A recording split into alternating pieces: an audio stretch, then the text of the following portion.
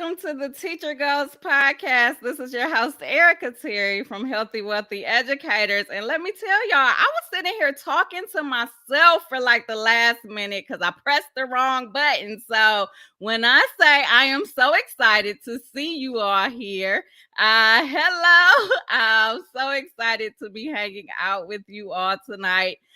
This is definitely a timely conversation with everything that has been happening this week. We definitely want to keep our thoughts and prayers with those families, students, teachers, staff that were impacted in Texas. And tonight is a timely conversation because we're going to be discussing with Dr. Brian Dinkins how to develop an emotionally inclusive classroom, which is so important to integrate emotions into everything that we do. And so we are going to be talking about that tonight. But before we do, I want to see who I have hanging out with us. The Teacher Goals community is worldwide, and I always get so excited to see people from all of these different countries across the globe. So tell me where you're from, your role in education, and with so many of you starting summer break or either have already started. My daughter's last day is tomorrow.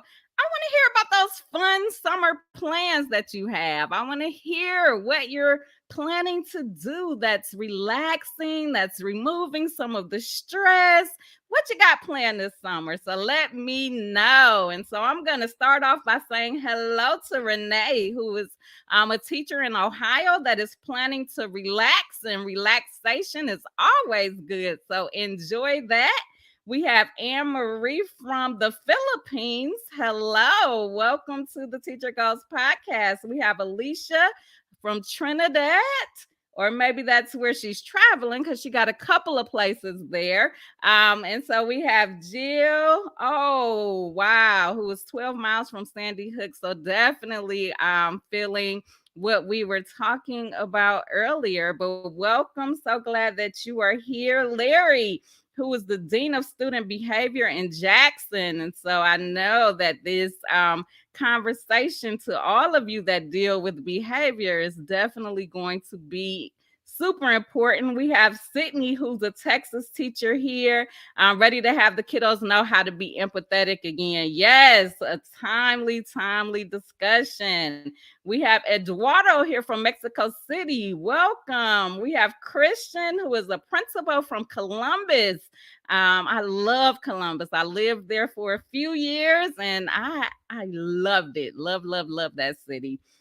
Gloria, who is in Texas, and she is going to be traveling and relaxing. And that sounds so great to be able to combine both of those. Hello, Chrissy, who is the Dean of Students in New York. We have Michelle from Canada, who has 1 month to go before she can put those toes in the sand. That's what I'm talking about, Michelle. I need some toes in the sand. We have another Columbus, Sydney here, who is a long-time substitute for preschool and is going to the beach in 3 days. Sydney, can you please just pack me in your suitcase and take me with you? I need some beach time. We have Joyce here from Brazil. Hello. Mark from Mexico. Hello. We have Laura from Austin, Texas. Welcome. From Bangladesh, we have Prosanto. I hope I'm pronouncing that correctly, but welcome. We have Monica, director from Head Start in Evanston, Illinois. Hello.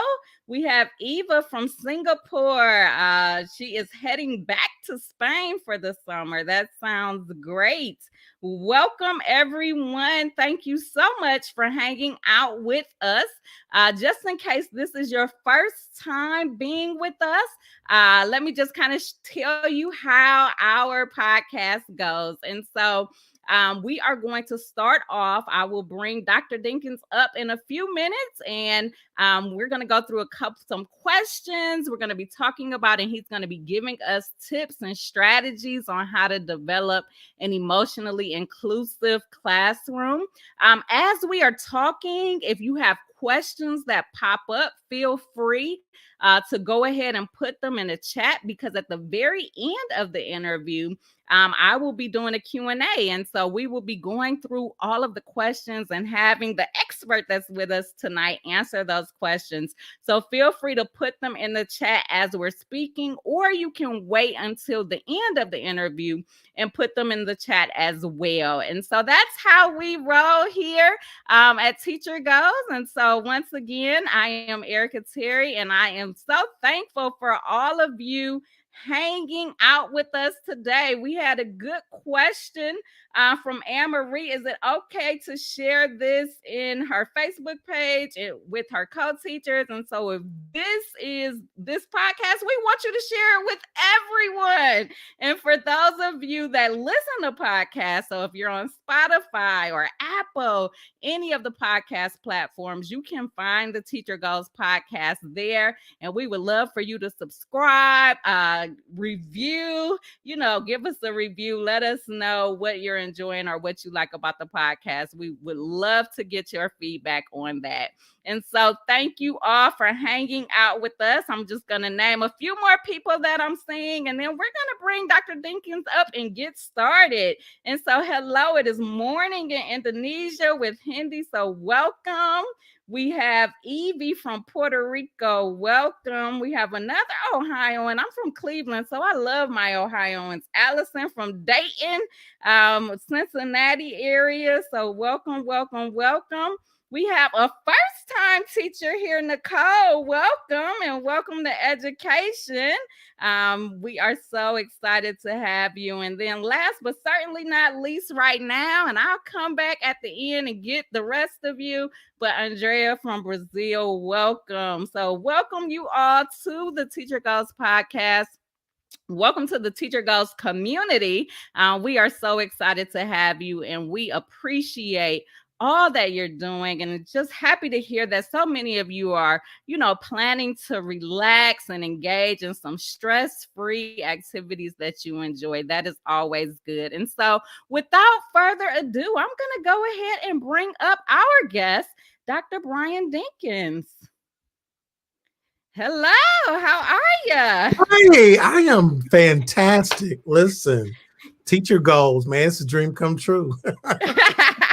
Well, we are happy to have you here with us. You guys, he was talking my ear off before this interview started, and I was like, we got to get started, and I did not hit the button and just start talking. So I was talking to myself for a couple of minutes, but so glad. Like, we were having such a good conversation that I know it is going to continue right now. But for those of people that may not know who you are, kind of tell us about who you are and what it is that you do. Well, thank you. Well, hey, family. I mean, that's so dope that folk from all over the country are here with us. Yes, I'm here all over the world. Yes. Indianapolis, Indiana is where I reside, born and raised here. I am I'm in my 20th year of education. 20th year of education, and I'm so proud to say that I still am a true believer that education is the pathway to every child accomplishing their dreams.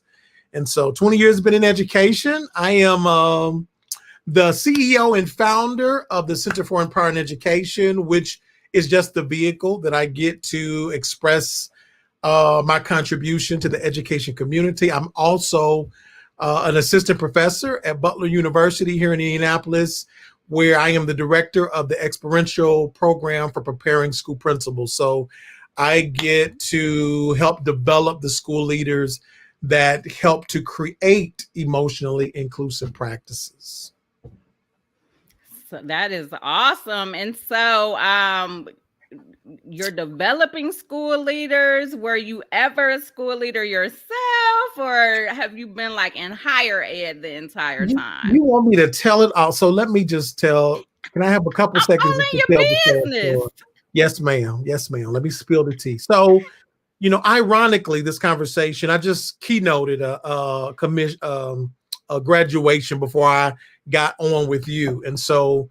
I was raised by a single mom in gross poverty here in Indianapolis, right? So my mama was a special education aide, and she raised two boys in what you would consider gross poverty. And so all loved us so hard, makes so many personal sacrifices so that we had access, worked 2, 3 jobs just to keep us in the apartment complex for 15 years, where she literally slept in the den so me and my baby brother could have our own bedroom. And so we didn't like school, significant trauma in our life. Both of us, me and my baby brother, have ACE scores of 8, right? So you talk about physical abuse, parents incarcerated, everything that you can imagine, we experienced it, right? Didn't like school, hated school, but we're pretty decent athletes, right? So I had teachers and coaches and principals who I still call mother, father today, who loved me,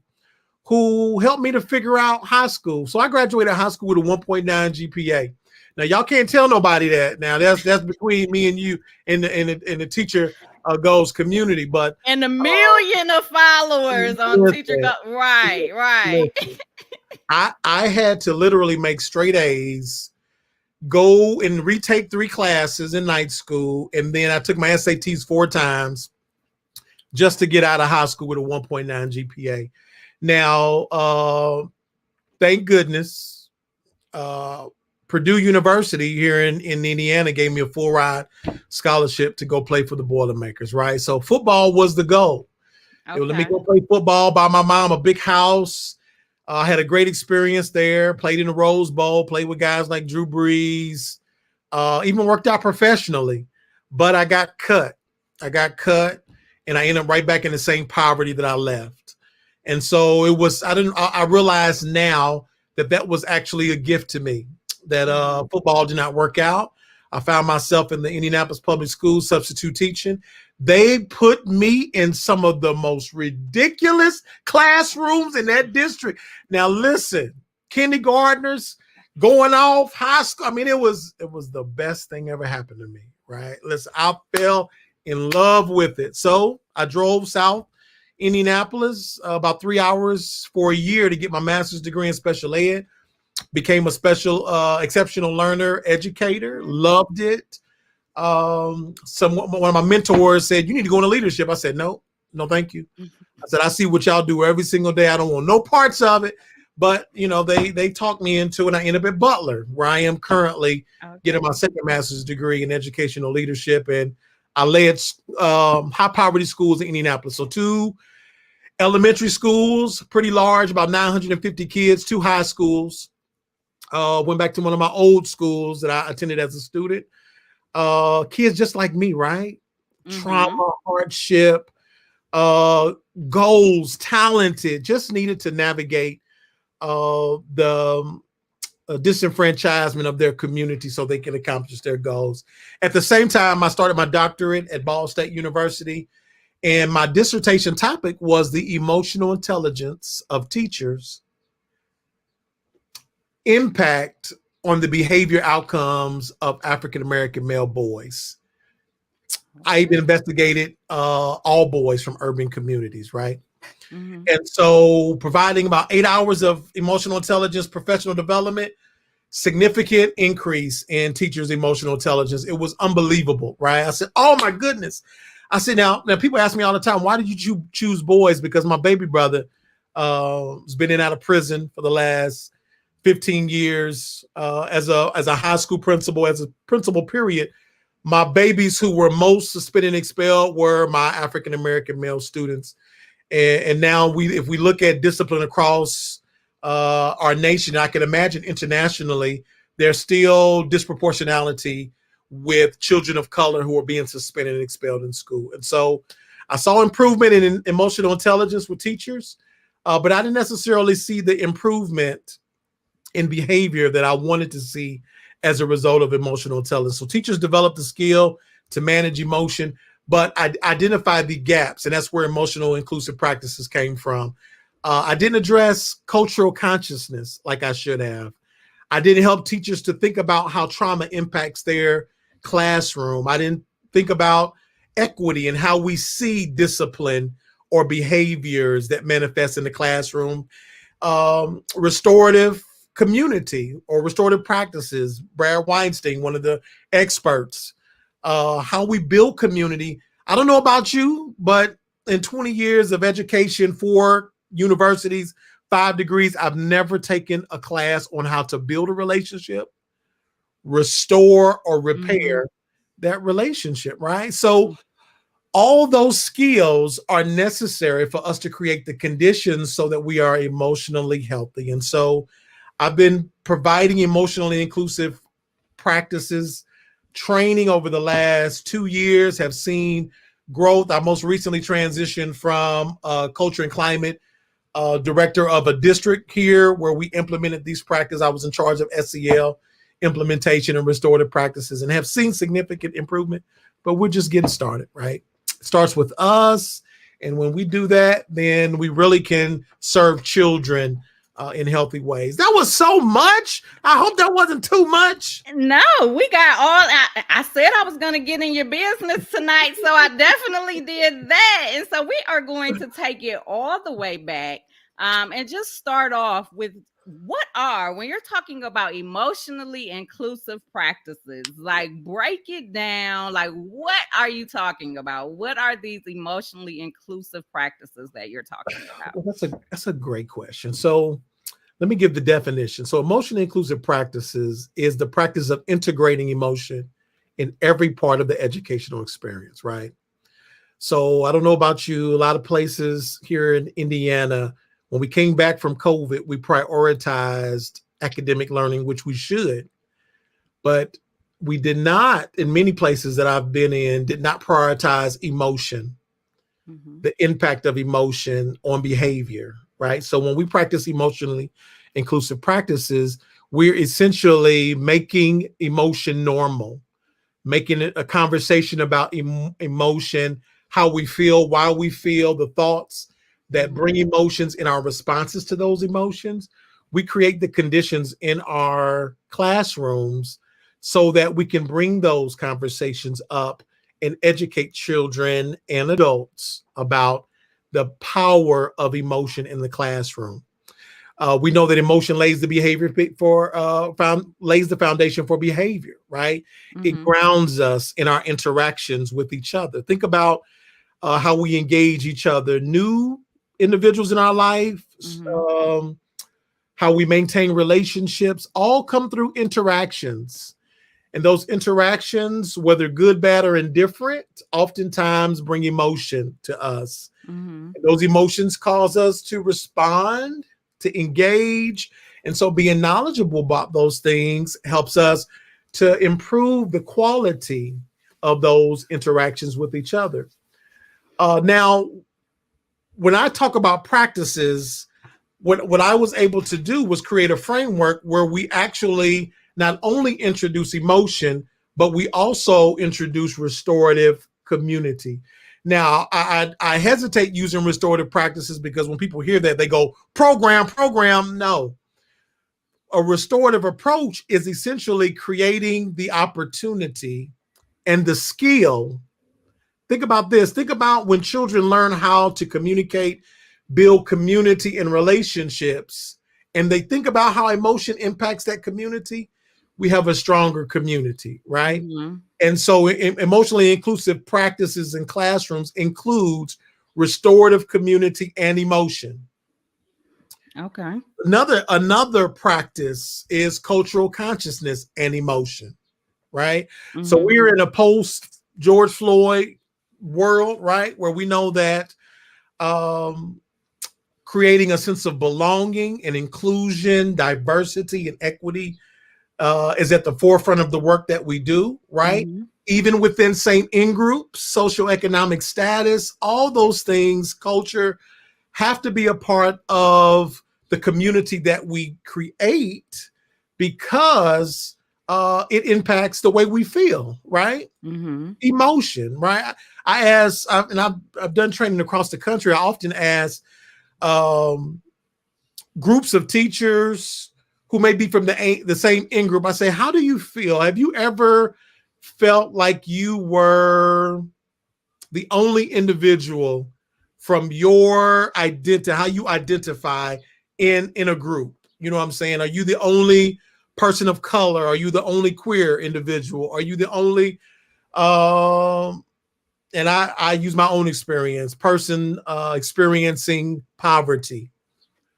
Those create emotions that sometimes teachers are not thoughtful about creating those conditions, which means we have to prioritize how we educate ourselves about culture and how it impacts our classroom, because sometimes it creates more distance in our community than it does integration, right? And so we want to lift that.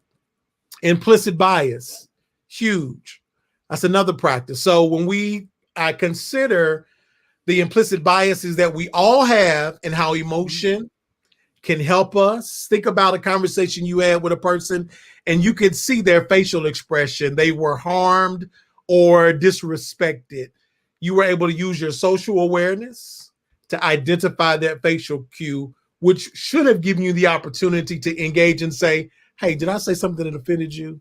I am so sorry. I apologize. Please let me not do that again. Can you please educate me, right? So again, we're still talking about emotionally inclusive classroom.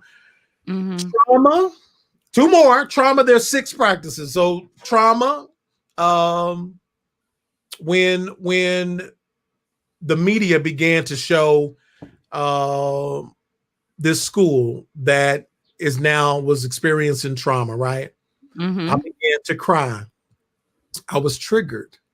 In that moment, emotion came so strong. All I could think about was the loss that I had dealt in my own life, thinking about my children. And so as a child dealing with trauma, it's so important for not only our children, but the adults to understand how trauma has impacted our lives and how trauma lives in our space and how we can leverage emotion to mitigate it, right? So children have interactions all the time that sometimes we think we take personally, but sometimes they're just the manifestation of childhood trauma. And so we have to be educated about it. And then lastly, equity. And so I think equity is so important because if we don't prioritize creating equitable education experiences for all, then we often find ourselves failing children. And so it's so much, but it's not when you create the conditions and make it normal, right? And I've got 15 strategies for adults to develop their emotional intelligence. I have 15 strategies for children to develop their emotional intelligence, but we have to create integration. Otherwise, we'll miss some things. That was so much information. Okay, I'm sorry. Let me stop. Don't be sorry, because now I want you to give us, you said you have 15 strategies for the adults, 15 for kids. So kind of just give us one. If there was one strategy that someone listening could implement as soon as tomorrow, if they wanted to start developing an emotionally inclusive classroom, what would it be? That's so good. So the first step, and I love that question because I love my teachers and my leaders, right? The first thing we often do is want to fix kids. Kids don't need us to fix them, right? Kids are brilliant, beautiful, even with their own challenges, and none of us are perfect. What they need us to do is create the conditions that allow them to become who they were always created to be, which means we have to start with us. So we build our emotional intelligence. So emotional intelligence is broken down into 4 domains, 4 competencies, 4 skills, 4 skills. Skill number 1, self-awareness. So one strategy, catalog your emotions. Okay. So spend a day with yourself. Are you a morning person? What emotions come up for you in the morning? Have you tracked the thoughts that create the emotion about the morning? That will help you to develop greater self-awareness, understanding yourself under stress when you catalog. Some of us are so stressed, and right now the conversation is, COVID. I don't know that we really know yet, scientifically, research-based, what COVID has done to us, right? I think we Mhm. still have quite a way to identify what those who are doing research currently with the evidence of what COVID has really done to us in isolation, in so many facets of what the result of COVID has done. But we got to start with ourselves. Emotional self check-ins is another. Mhm. How do you feel after lunch? There are the emotional. Yale has an institute for emotional intelligence. They've identified 100 emotions. Can you believe that? 100 emotions. You could feel anywhere between 1 and 100 emotions in a day. And so when we catalog them, then we can identify what our triggers are, right? I got a Mhm. teacher I work with had a kid in this classroom that tapped would trigger him so bad. I said, okay, what do you think that is? What came up for him was he felt like the child was being defiant. Now this baby had a level of autism. We provided an alternative, a pad for him to deal with his anxiety. Mhm. Solved, right? So when we know what our triggers are, would take us to those negative emotions, we catalog them, then we can begin preparing, which is the next uh, competency is self-management, right? So I'm Mhm. aware of my emotions. Now I have to manage them. I have to manage them. Now, when we practice this as adults, it's so much easier to model them for children. Okay. Imagine now um, if we could develop children's emotional vocabulary. Think about that baby when you say, how you feel? They say, I'm okay.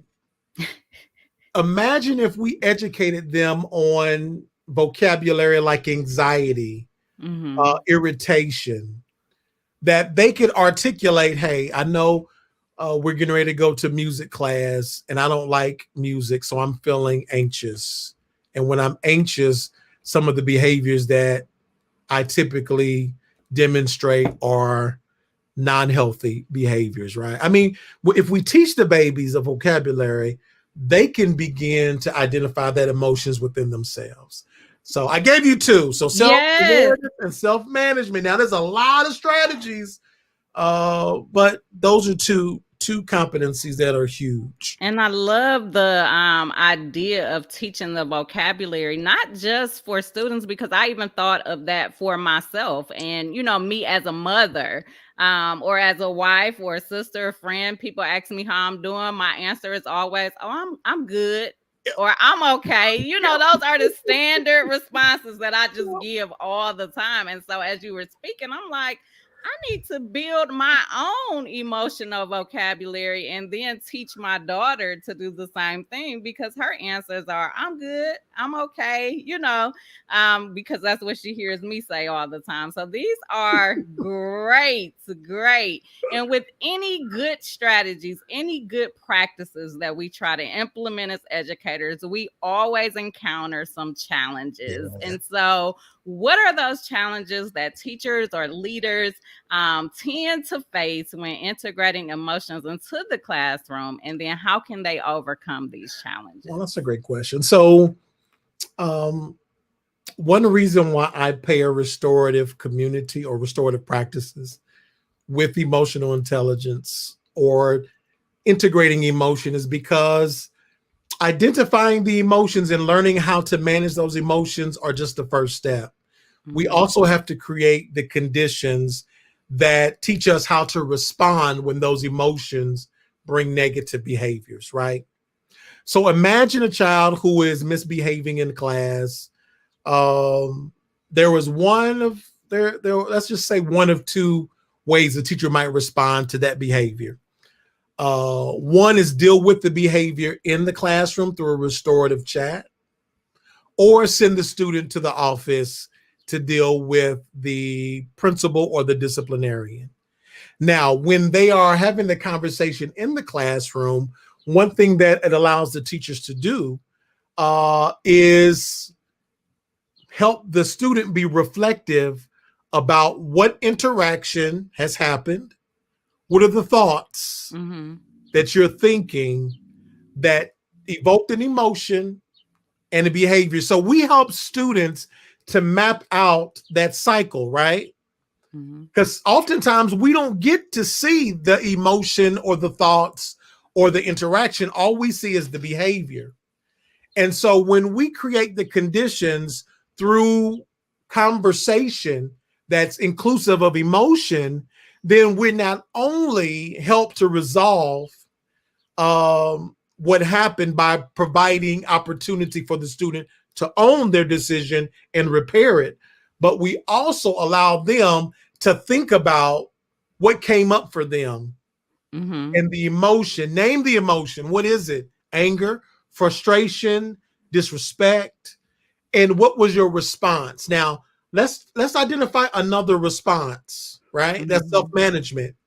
And when we are developing our language around emotional intelligence, and I'm saying self-management, when I'm saying what is the emotion that you're feeling, what are the thoughts? Well, when she looked at me, I thought that she was felt like she was disrespecting me. That angered me, and my response was I threw a pencil across the room. Okay, that makes sense to me, right? Now, was your response the right response? No, it was not the right response. So first, how are we going to repair it? Let's have a restorative conversation. Right. Because we're a part of a community, and we need to be all well within the community. Your decision harmed the community, and we love and care for you in this community. And so we need you to correct the harm that you made so that we can restore and continue moving forward. Okay, so all of those parts, because if, think about me, right? Can I tell on myself? Yes. I was a fighter as a kid, right? My father was a heroin addict, a substance abuser. He'd come in 3 o'clock with playing his Luther Vandross. And so we were angry. And we grew up in a neighborhood where you had to fight until my mom put us in sports. We were able to release that negative energy and frustration. But nobody ever taught me how to map my behavior back to thoughts and interactions, right? And so if I had that education early, because we're talking about skills, and within emotional inclusive practices, there is a personal learning continuum that I use.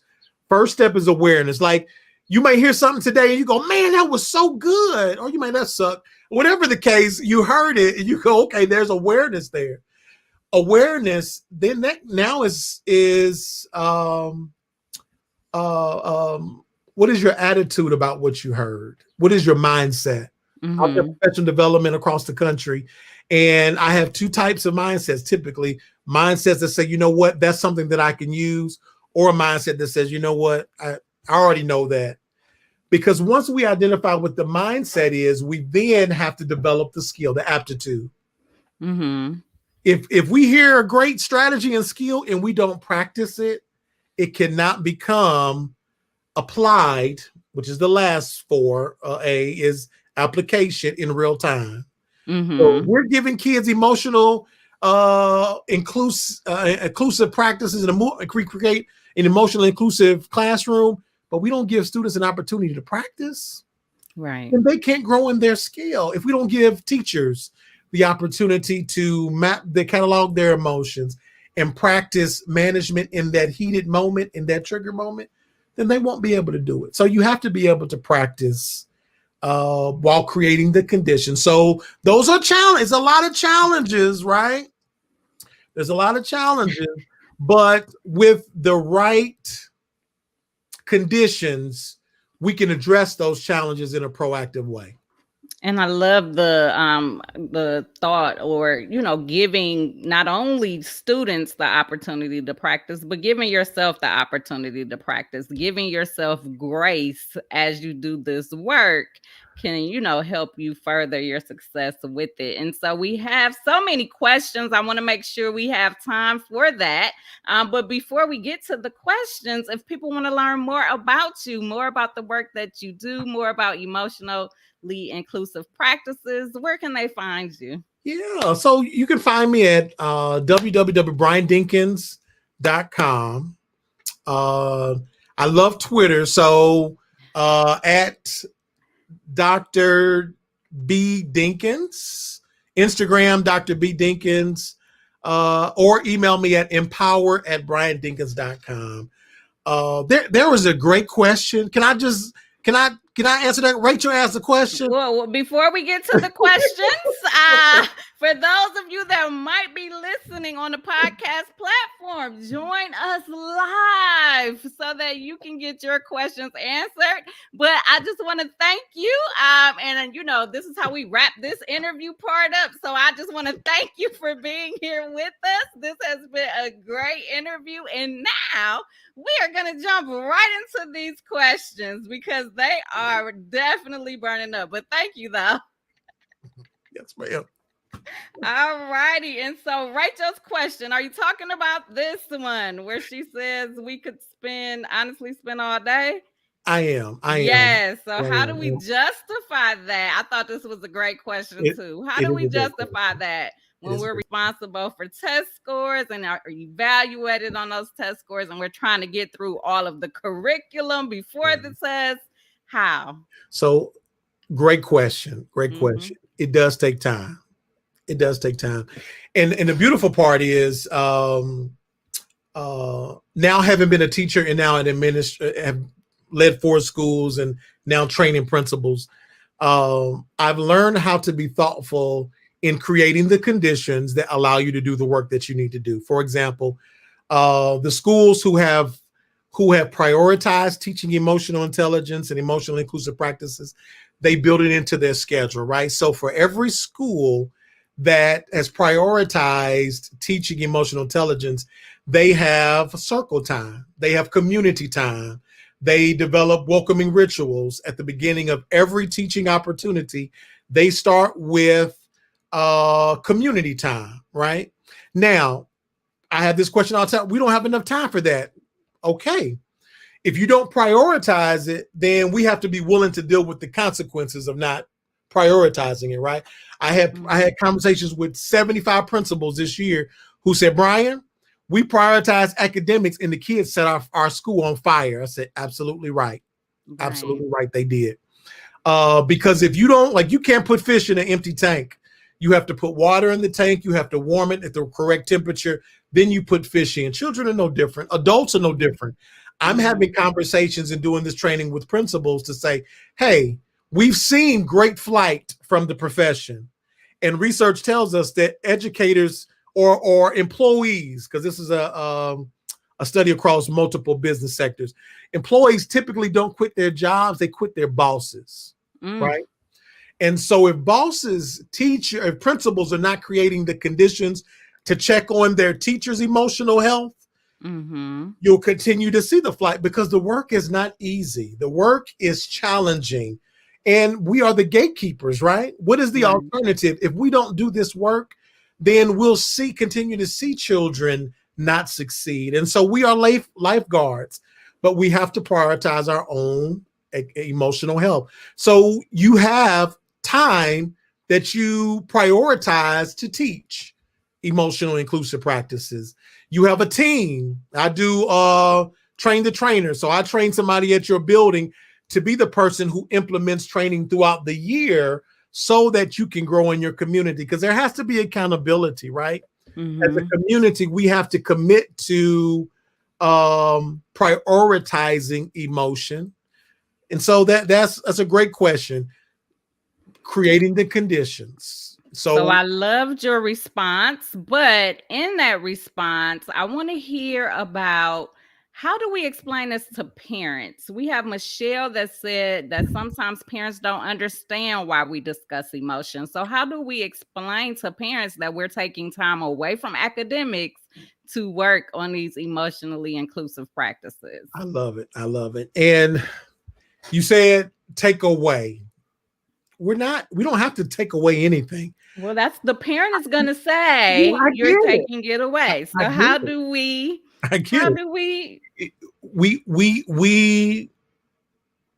educate them, right? And so here in Indianapolis, we provide short. Now here's a turnoff. We tried 60-minute trainings for parents. They ain't not interested. 5-minute bite size. Let me teach you about emotional intelligence and how it can impact your child at school, and your child at home, right? Because believe it or not, our children, the skill of emotional intelligence is both applicable in any setting, right? I'm teaching my children. I'm a girl dad. I have a 9-year-old tomorrow and a 7-year-old. Girls are better than boys. I'm a Um, girl mom. but I teach them emotional intelligence, right? I built their EQ.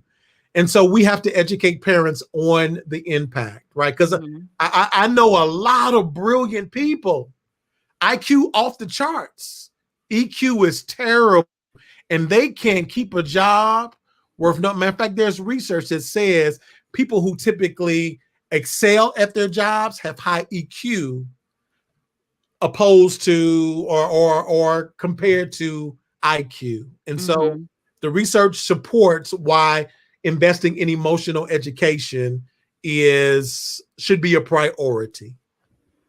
I love what Fazia has said. Communicate with your parents, build a rapport, and put yourself in their shoes. So I love that. Great comment. Yeah. Um, and so I also saw this comment from Santrisse, who says starting with small increments of time and building time upon that as agency is built within the campus is a great way to slowly implement such practices. And from what you're saying, I believe you would agree, but do you have anything to add to that? I want to be like Miss Jones, Dr. Jones when I grow up.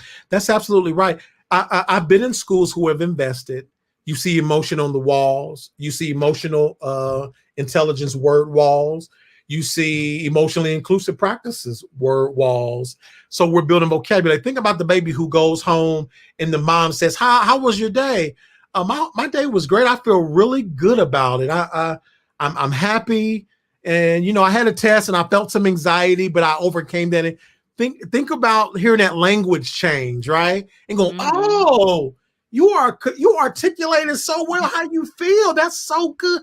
And then we have babies who are now modeling for their parents, right? And Mm-hmm. that's powerful. My baby, my children are in Spanish immersion schools, and so they speak almost fluently. Having been in the school for the last 4 years, I'm learning to speak the language, the beautiful language, just listening to them.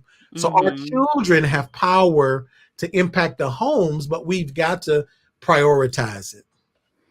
I love that. And so we have a question from Mark who says, I look at the curriculum as a guide, but I prioritize depth versus quantity. Is that fair to the students? So, how do you feel about that? Great question, Mark. Well, in my experience, this is just my experience, I have learned that we often prioritize implementation of curriculum rather than adopting the skill within the curriculum as a mindset.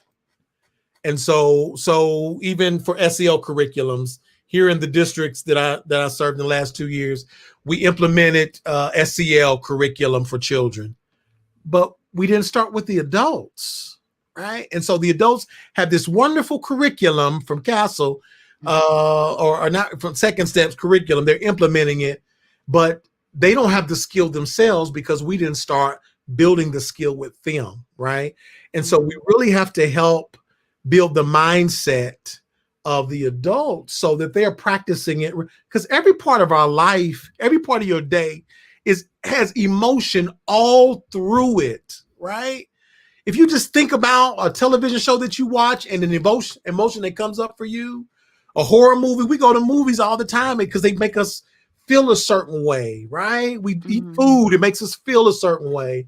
And so emotion is just a part of everything that we do. You come home, you hug your spouse, you give them a hug and a kiss. Emotion, emotion, emotion, emotion. Let's make emotion regular, right? Right. Let's really live there, because when we live there, then we can really get to the thing that brings communities together is how we respond to those emotions when they come up for us. And so, thinking about how we respond to emotions and, really doing this work inside of classes, we had, and I just lost it, but the question was, can this be applied in a sign language class or even in our gym or PE, health, all of those types of classes. How would you respond to that? It certainly can be. In fact, it's a framework. It's a way of thinking. Mm-hmm. It can be embedded in any school community, any way that you see fit. And I think that has to be the priority for the school who says, hey, we need to adopt this or something like this. Is it can't be a boxed anything that you bring. It has to be philosophy that impacts our mindset and gives us the tools to develop the skills that can go in any part of our day. If it's um, sign language is how we communicate in the school, then we teach emotional sign language, right? We allow students to think about how they feel and communicate to each other in community. We create community. So it really can be utilized in any way that you see fit. It's skill based, right? Not Mm-hmm. program based or curriculum based. It's all skill based. So, yes, Karen, it can be used in your sign language class. Great question. And so, the last one I believe that I've seen, Rachel says, we're getting started, but we're not where we should be. It needs to come from the leadership. So, for that teacher that understands the importance of this work, but may not feel like they have the support of their leadership, what's some advice or some tips that they can use in order to get leadership to understand the importance and value of this? Yeah, that's a great question. And I'm sending hugs and love because oftentimes it's the principal that holds it up, right? I know. I was a low skill principal at one time, right? And so I understand. I think that's what kind of helps me in my approach is I start with the principal. What is your philosophy? Where are you? How are you creating the conditions for your entire school community, including your parents, right? Mm-hmm. But principals are the most isolated individuals in the teacher profession. They have superintendents who they have to serve, directors they have to serve. Then they have to serve their assistant principals, their teachers, their students, families, and the community. And so all these expectations on the principal, got to get test scores, all these things that help us to operate healthy schools or to demonstrate that we are a good school, right? Mm-hmm. Providing data, or research to the principal to say, hey, here is some research.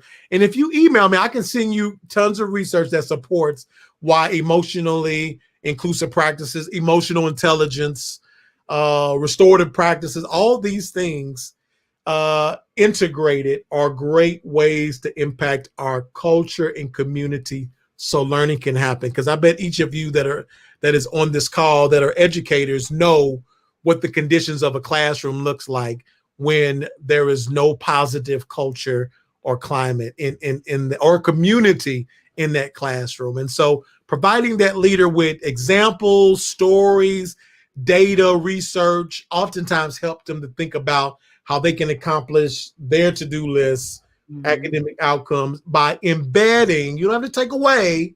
You don't have Mm-hmm. to take away academic time. It can be inclusive in every part of your day. Just have to do it strategically and thoughtfully. I love that advice. And one of my favorite characteristics of the Teacher Goals community is that they are always sharing tips and strategies. And so while we've been talking, Michelle has shared some great tips. And one of the things she said is that we check in with the mood meter every day. It's okay to be happy, but we also embrace sadness, frustration, anger, being tired or hungry. And I just thought that this was so great. I had to bring it up. So, any other strategies or comments like this that you can add to her practice that she shared? I don't want to take away from it. I love the mood meter. Listen, Yes. and you can download an app literally on your phone. I think it's the work started in at Yale, developing the mood meter, which what it does is it holds you accountable, gives you a reminder, it says, how you feeling? Mm-hmm. Is this a feeling that you want to sit with or do you want to turn the page, which is a strategy, right? Okay, Look yes. here, we have the capacity to turn the channel Yes. just as quickly as you move from angry to joyful. You can go from joyful to we have the power to do that, right? And so what it does is just force you to be thoughtful, checking in.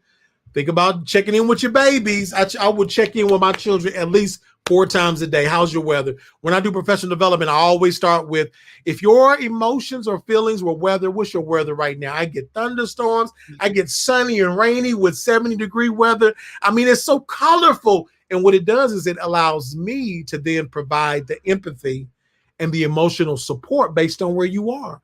Oh, Brian, you were sunny and shiny this morning, but after lunch, you said you were in a hurricane. Can we check in? And I'm gonna check in before you blow my classroom up, right? And the Yes. reason why you're upset is because Tommy said something rude to you, talking about he gonna get. So let's address it. Let's address it now before you blow my classroom up. And all he did was tell me he's experiencing a hurricane. I need the support. He understands how he feels. Now I got him at the emotion. Let me get him before he gets to the behavior. Yes, and one more strategy that I want to share because it was so good from a LinkedIn user says every time the bell rings, we take that as a reminder to practice mindfulness instead of frantically putting stuff away and rushing to the next subject, to the next class. We stop and focus on our breathing. And I've never heard of this before, and I just absolutely love it. So thank you, whoever you are. Thank you for sharing this because it is great. That's so good. Mindfulness, self-awareness. Yes. You got some pretty dope people on this in the teacher goal family. Yes, we Charles Wood. I absolutely mean, do. you got some. Whew, okay. Yes, we do. And so we have had such good feedback tonight. I just want to thank you. Janice says, great points to consider. Afsar says, excellent, very informative. We had Odette who said, where can I find this recording after the live? And so if you're thinking about that, number one, it's on every Teacher Goals platform. So YouTube, LinkedIn, Facebook, Twitter, wherever you are, you can find this recording. And then also in about a week, next Thursday, it'll be available on all of the podcast platforms. So Apple, Spotify, Google, wherever you listen to podcasts, you will be able to find this interview there as well. So make sure that you subscribe to the Teacher Goals podcast. And next week, we have a little change in schedule. We are going to be here next Wednesday at 7 p.m. Eastern Standard Time. And I would love to see all of you back. I know some of you will be on vacation on the beach, so definitely enjoy yourself. But for those of you that can hang out with us, please, please do. I would love to see you. And before we go, we had a question from Sydney. What is your email, Dr. Brian? My email is empower@briandinkins.com. empower@briandinkins.com. So thank you so much. This was so informative. I appreciate it. I absolutely loved this, and we're getting all types of love in the comments. So thank you so very much. It's my pleasure. Thank you all. Be good to yourselves. Love yourselves. Yes, and have a good night. We will see you back next week.